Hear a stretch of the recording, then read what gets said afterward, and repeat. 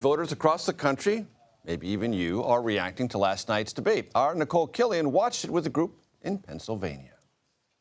We are here in Bucks County, which is a critical swing county here in Pennsylvania. It went for President Biden in 2020, but Republican voter registrations are up this cycle, so it could be very competitive come November. The voters we talked to last night didn't necessarily see eye to eye on the debate, but there are a couple of things that they agreed on. They mostly felt that the candidates could have done more to talk about policy and should have been less on the attack. Here's their impressions.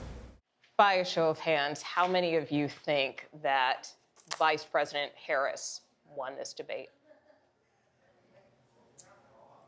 I would say so. Why do you raise your hand?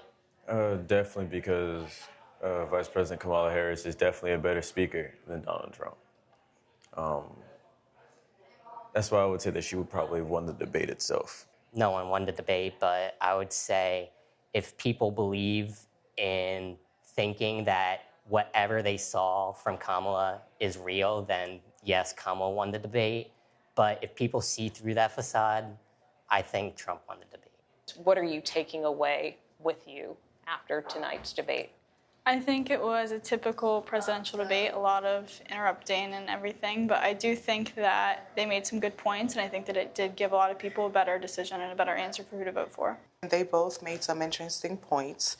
However, I would have liked to have seen a lot more policies, and that wasn't discussed. So I would like another one. I'm reinforced in my belief that he is an existential threat to our democracy.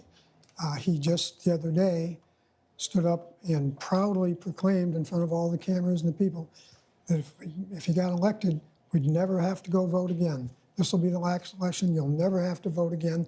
As he put it, I'll have things so fixed, you'll never have to vote again.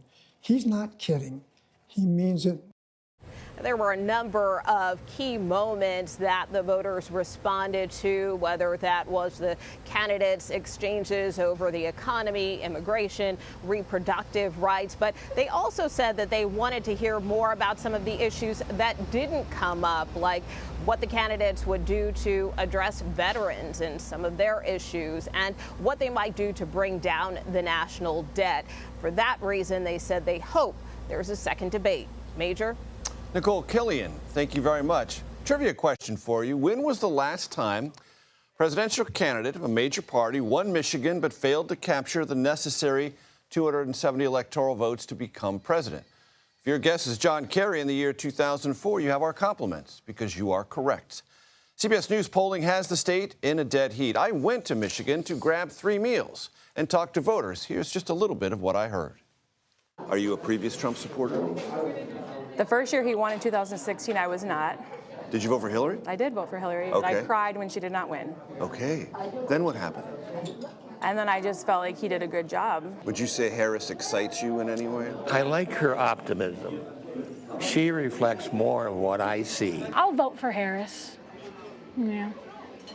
Sounds kind of meh, though. I'm a pretty passionate person, and I'm not passionate about either of them. You can watch my full piece, 3 meals, on the issues that matter most to voters across Michigan heading to November's election. Just head to cbsnews.com and you can see all of it.